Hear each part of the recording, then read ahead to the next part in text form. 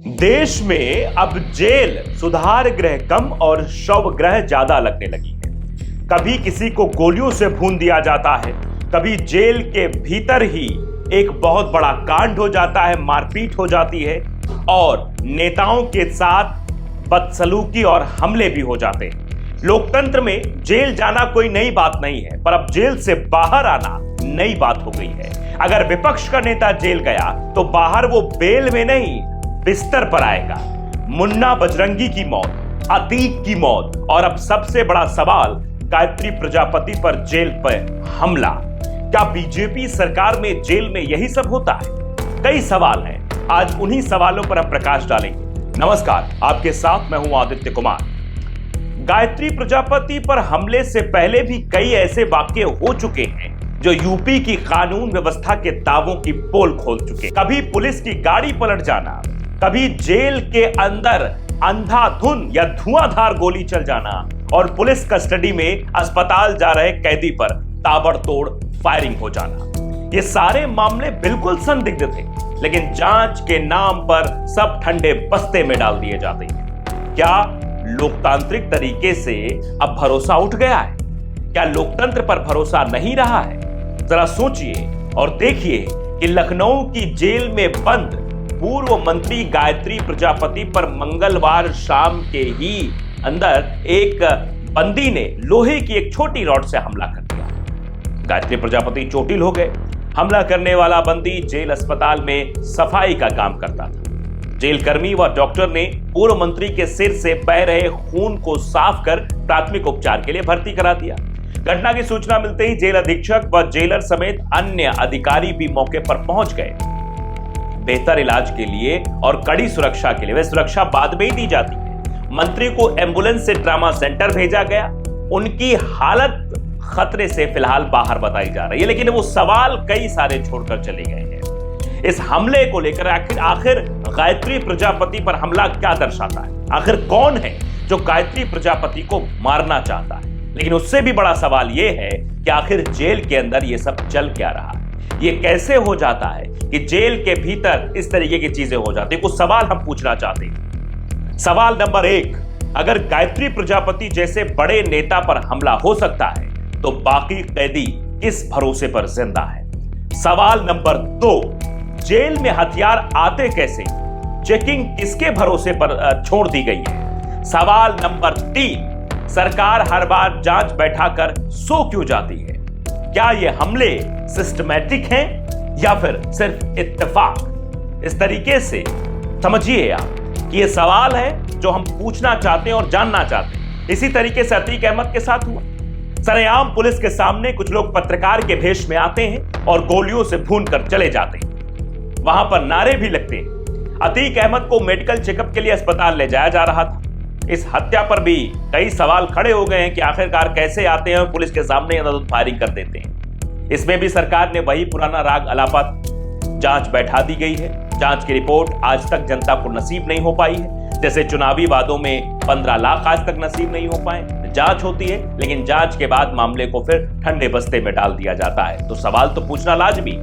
इसी तरह मुन्ना बजरंगी का भी हाल हुआ था। जेल में मुन्ना बजरंगी को गोलियों से भून दिया गया। जेल का मतलब है बंदूक और गोली से दूर रहना, लेकिन उत्तर प्रदेश की जेलों में यह नियम शायद रद्दी के टोकरी में फेंक दिया गया है। यहां कैदी को ताले और दीवारें नहीं बल्कि गोलियां कैद करती हैं। बाहर बीजेपी सरकार, बाहर जनता असुरक्षित है और अंदर कैदी असुरक्षित है। अब सुरक्षा किसे मिलेगी? शायद सिर्फ सत्ता के नेताओं को या सत्ता में बैठे मदांध नेताओं को। उनके लिए सिक्योरिटी रहेगी, उनके लिए सब कुछ रहेगा। ना जनता सुरक्षित महसूस कर पा रही है, ना कैदी सुरक्षित है। सरकार कहती है कि हम कानून व्यवस्था के प्रति सख्त हैं। हाँ, बिल्कुल सख्त हैं आप। इतने सख्त हैं कि जेल का दरवाजा भी सख्ती से खुलता है, वो भी हत्यारों के लिए। यानी जो हत्या करना चाहता है उसके लिए दरवाजे खुले। कोई पूछे, अगर अपराधी जेल में भी सुरक्षित नहीं है तो आम आदमी अपने घर में किस भरोसे पर चैन की नींद सोएगा? बीजेपी सरकार के प्रवक्ता टीवी चैनल पर बैठकर चिल्लाते हैं यह विपक्ष की साजिश है, यह नेचुरल डेथ है।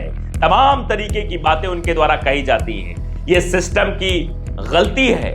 इस तरीके की बातें कहकर पल्ला झाड़ने की बात हो जाती है, लेकिन मतलब साफ है कि गोली मार दो, नेचुरल डेथ बता दो, डंडे से पीट पीट कर मार दो तो सिस्टम की गलती, और अगर जनता सवाल पूछ ले तो विपक्ष की साजिश।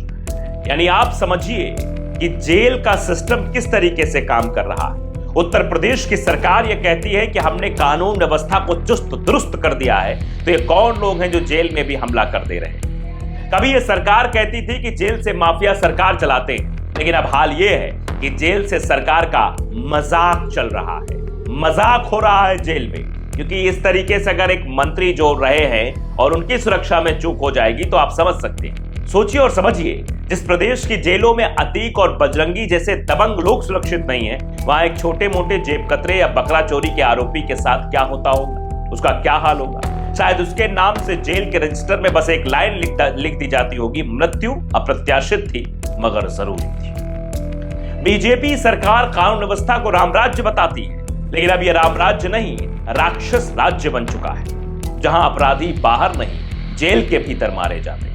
जेलर कहता है हमें कुछ पता नहीं, मंत्री कहते हैं हम जांच करवा रहे हैं, मुख्यमंत्री कहते हैं माफिया मिट्टी में मिल जाएगा।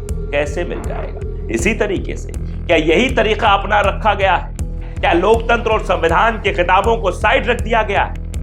आप मिट्टी में मिलाने की बात करते, ठीक है मिट्टी में मिल जाएगा, पर मिट्टी जेल की दीवारों के अंदर से क्यों उठ रही है? सवाल यह पूछना चाह रही, क्यों पुलिस कस्टडी में मौत हो जा रही है? आप समझिए कि सबसे बड़ी विडंबना यही है कि सरकार अपराधियों से लड़ने का दावा तो करती है और अपराधी जेल में रहकर सरकार से लड़ाई हार जाते हैं। जनता देख रही है कि सरकार अपराधियों को खत्म नहीं कर रही है, बल्कि अपराधियों को अंदर खत्म कर रही है। उनके अपराध तो खत्म नहीं करती। जेल क्यों बनाएगी? जो व्यक्ति जेल जाएगा या जो भी जेल जाएगा वो जेल के अंदर रहेगा तो अपने आप को वो बदलने की कोशिश करेगा, लेकिन जेल जाने का मतलब अलग हो गया है। बाहर जमानत नहीं तो अंदर कफन पक्का, ये पैटर्न बना लिया गया है और इसी पैटर्न पर शायद भारतीय जनता पार्टी की पूरी सरकार चल रही है। बीजेपी के सरकार के राज में जेल सुधार गृह नहीं बल्कि संहार गृह की संहार होता है वहां पर, वो बन चुकी है। विपक्ष तो खैर इसे मुद्दा बनाएगा ही, लेकिन सबसे बड़ा सवाल जो जनता के जहन में उत्पन्न हो रहा है, अगर जेल के भीतर सुरक्षा नहीं है तो कानून व्यवस्था बाहर किस किताब में लिखी हुई है? फिर योगी आदित्यनाथ की सरकार पर सवाल खड़ा होगा।